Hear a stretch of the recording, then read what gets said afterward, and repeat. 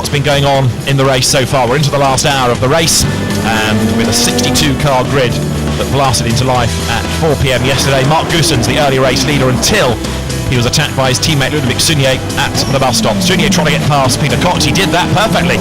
Trouble was, he was never going to make the corner, and Goossens was the innocent victim of Sunier's erratic driving. Andrew Cocotti was clipped into a big moment at the hairpin at La Source. He went off the road and it did a huge amount of damage to the McLaren. Andrew okay.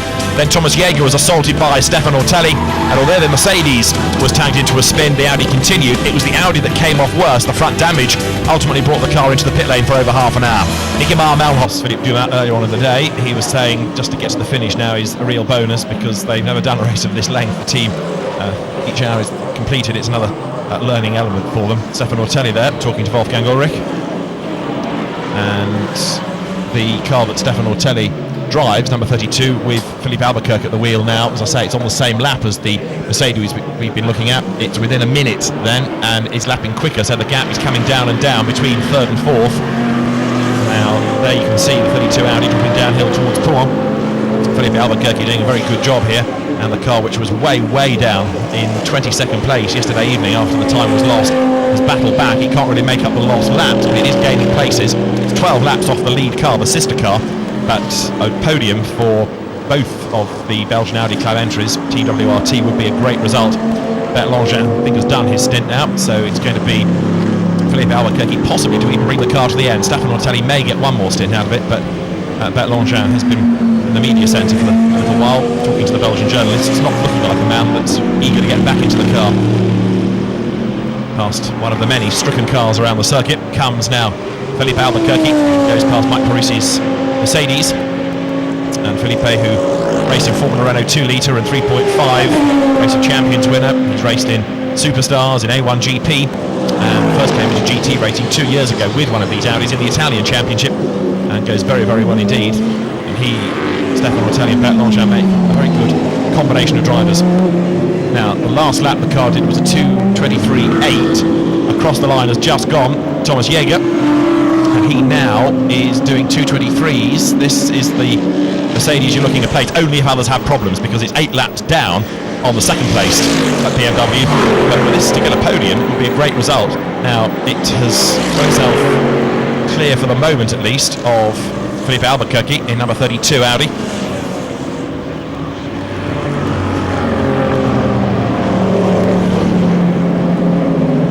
Through Les Combes comes Thomas Jaeger. This was the scene of his accident yesterday when he was tagged into a spin by Stefan Ortelli. So the two cars yesterday ran together and made contact. We've got them bunching up again now, with the Audi being quicker.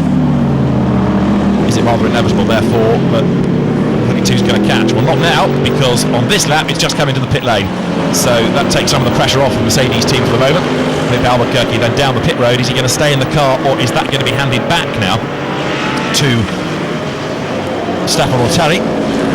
Stefan, we saw a little while ago in the garage, looking as though he's eager to take over. Very wide there goes Thomas Jaeger off the road. It's going to do his tyres a power of no good, because he'll pick up all the marbles there, so it's going to take him a lap or so to clean those. Working his way now down through Piff-Paff, through the right and the left, with traffic ahead that he's going to have to worry about soon. And there is 32, so the fourth place car, which was catching the Mercedes, now having lost some time, so the car then shortly to rejoin. And as we look at one Audi, we've got to catch up with dramas for others in a moment as well, because United Autosports has had a rather busy race, it's got to be said, and Mark Blundell, one of the drivers of number 11, which disappointingly we saw retire yesterday evening. Mark, nice to see you, but I know you'd much rather be out there than in here, wouldn't you? It's good to be here, that's for sure. It's been a quiet weekend for me so far. Did you ever get a stint in the car in the race or not? No, nothing at all. Only got to do 5 laps in the practice and the qualifying, and we unfortunately didn't get in the car for the race. But that's one of those things. That's motor racing, sure, as they say, the old cliche. Exactly. Now, was it an engine problem, or was it an electrical gremlin that caused an engine issue? You know, we actually don't know because the car is still out on the circuit. Fair enough. And unfortunately, Eddie Cheever was at the wheel and decided to leave the car, and the regulations stipulate that once you leave the car, you are out of the race. At which then you can't recover the car. Yeah. So it kind of caught us short. But there you go. It's one of those things. I know you enjoy GT racing. You were here last year. So we thought that'd be a good package. So we sort of lined all that up, and then it was just a case of finding the money, which in the current climate, as you can appreciate, was difficult to do. Absolutely. But all four of us just worked away at it, and we got some great deals. Joe managed to negotiate a deal with Motorsport magazine, which then led into some other sponsors, including a hotel in the Cayman Islands, Very nice. which was one of our major sponsors on the bonnet of the car. And yeah, otherwise, just several deals been done by all of us, and including selling space on the way out here and getting stickers made up on Thursday. And the final livery was sort of start of the race. That was the final version. So it was great to get it all together, and really pleased, and great to have the name back. And we just want to get to the finish, and that's a stepping stone to move on to better things, and do some more endurance racing, and then take the name back to Le Mans. Dare one ask what it's cost to do this race? To the pit lane, or is that going to be a safety car to try and drag it out of the way? So yellow flags are out in the middle sector of the lap. United Autosports that came with high hopes for this year's race, but all sorts of gremlins have got in the way. There's 32. Filipe Albuquerque stayed at the wheel of the car, and we can hear from his co-driver Stefano Telli, because he is in the pit lane looking at the moment a car in fourth place. He's with Haley. Stefan, it's great to see the Mercedes and the Audi battling it out at the Spa track. We've just spoken to car number 35. He did mention you still have a splash and dash, which may be an advantage to them. Yeah, we'll see. I mean, for sure, to be now in a position to fight for the podium, it's just great. We're gonna push as much as we can. They have their plans, we have our plans. What I can say is we have Filipe in the car, and he's doing a pretty much good job, and he's so fast right now, so I think we keep them under pressure. We'll see how it will go, but on the other hand, the sister car is P1, and that's the most important thing. I mean, if we can win the race as a team, it will be better than just to be on the podium. So we'll see, we'll push, and we'll continue for sure. Thank you. Well, certainly Filipe Albuquerque is pushing, because he was quicker than Thomas Jaeger in the first sector, and by 2 seconds he was faster in the second sector. So very definitely he is rising to the occasion. We'll get the gap next time over the line. And is that line lights out and it's got going again? Yes, it is. In sector 1 on this lap, Audi was quicker. In sector 2, Audi was much quicker by 3 seconds, so the gap is coming down all the time. Through there goes Jaeger, 25 minutes to go, and in a moment we should get the Audi of Filipe Albuquerque over the timing line. He's continuing to bring the gap down and down and down. Through he goes, and they go by that lap nearly 6 seconds faster, so getting quicker and quicker all the time is Albuquerque now as he goes through the hairpin at La Source.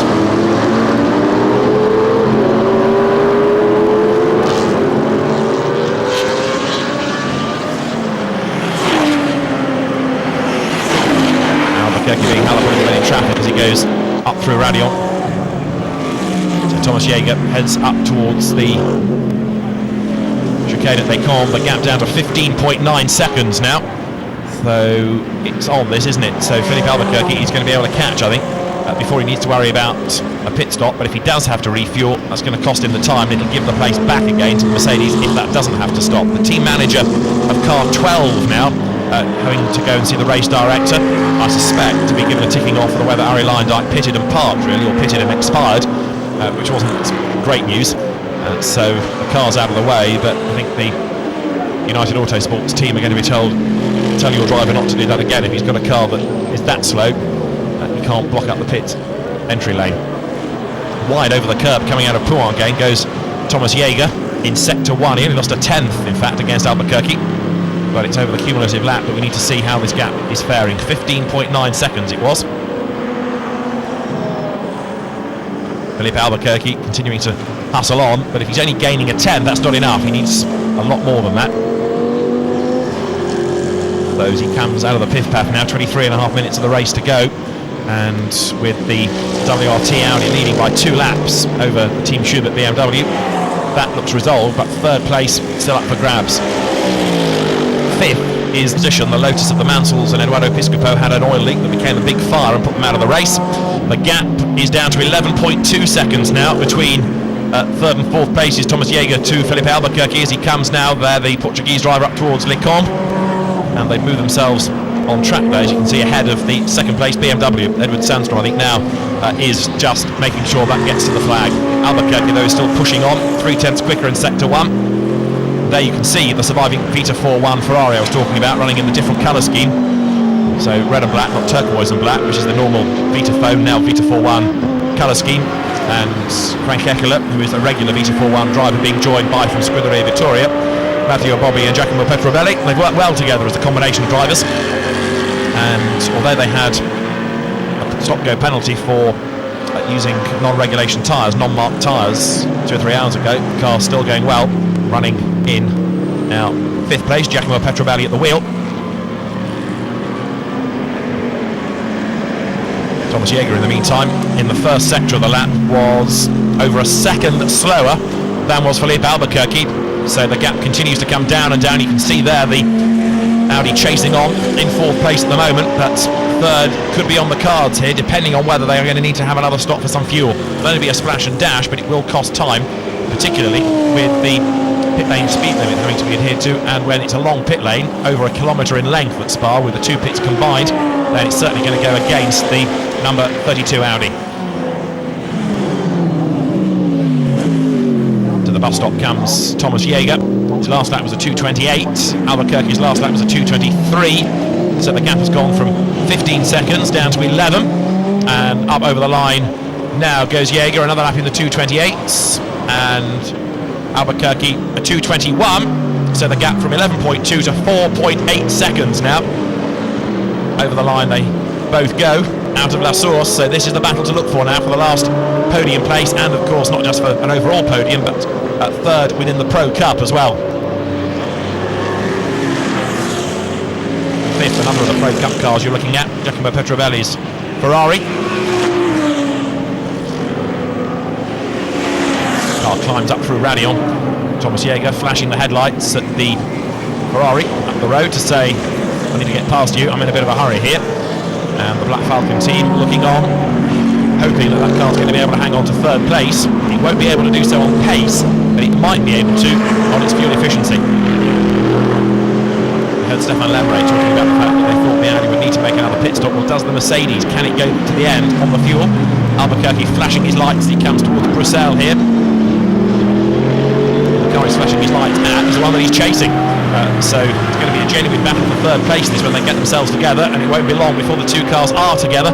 Just 19 more minutes of the race to go. Down towards Pouhon they come now. In the first sector of this lap, the gap was down again by 1.6 seconds, so Filipe Albuquerque pushing on remorselessly now, getting closer and closer and closer to Thomas Jaeger, who you get the feeling doesn't want to up his pace because he wants to run at this rhythm and try and avoid a last fuel stop with the car if possible. So it may be that he's content to let the Audi go in the knowledge that it's going to have to make another stop, but it's a bit of a gamble if that is the plan. The 2 cars are together. It was 4.8 seconds at the start of the lap. It's probably going to be a different order at the end of this lap that they're on, because Albuquerque goes to the inside, but the door is closed by Thomas Jaeger. No way through there. The fight for 3rd, nose to tail, more flashing of the lights from Filipe Albuquerque, but this isn't a back marker. This is a car he's got to fight a way past, and it's not going to be easy. Through Francorchamps they go.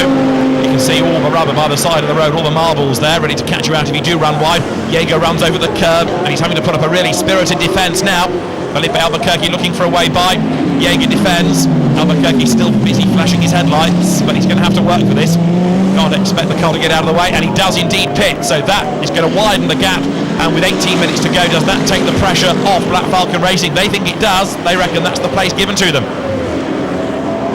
Towards La Source comes the Mercedes, so we'll see what the gap is going to be next lap through, because it will include the pit stop. That'll be the starting point to see if it's at all possible for Albuquerque to do anything at all about bringing down the gap. I don't think it will be. He might be able to reduce it, but not enough to challenge for position, unless the Mercedes has to make another pit stop. And now you understand why Jaeger is seemingly content to run at this slower pace. So the gamble has paid off.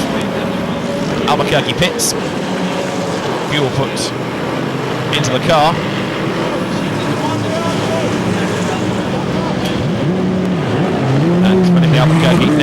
blasts away. Back into the race. As he does so, he's got the long drive over down the second half of the pit lane. As now on track, Thomas Jaeger heads out of Les Combes. So the Mercedes, run by the Black Falcon Racing Team, Dunlop shod car, into Michelin Audi ahead of the Dunlop shod BMW, the Dunlop Mercedes, Michelin Audi in the top 4. And there is Albuquerque heading down the endurance pits, and that gives you an idea. Given his speed, of course, still very limited before he gets to the white line end of the pit lane. There's just no chance now that he's going to be able to catch the Mercedes unless a pit stop is due or a problem befalls the car, but I don't think it will, given the reaction of the team. So back on track goes Filipe Albuquerque and Black Falcon Racing Team with the best placed of the Mercedes SLS AMGs that we've got in the race. The second is run by a different team in 7th place, run by Team Pyro, the British squad, for the Joneses, and Mike Jordan, that's heading for 2nd place within the Pro-Am Cup. 32, Filipe Albuquerque then back into the race, but effectively a minute has been lost by having to have that pit stop for a top-up of fuel. For Matthias Ekström, Greg Franchi and Timo Scheider, the man behind the wheel, it's going to be a win for Audi in the Spa. 24 hours, the car comes towards the checkered flag, and Audi scores victory here at Spa Francorchamps. The 24 hours of Spa is won by Timo Scheider, by Matthias Ekström and by Greg Franchi. Second will be BMW, third will be Mercedes, but home for 4th is the sister Team WRT Audi of Filipe Albuquerque, Bert Longchamp and Stefan Ortelli. And to take 4th place, having been way down the order, having lost half an hour in the pits yesterday afternoon, is a very good achievement indeed. And there's Matthias Ekström clambering down from the debris fencing to celebrate a victory, and Timo Scheider, who, not the work of the moment this, with 3 and in some cases 4 drivers to a car.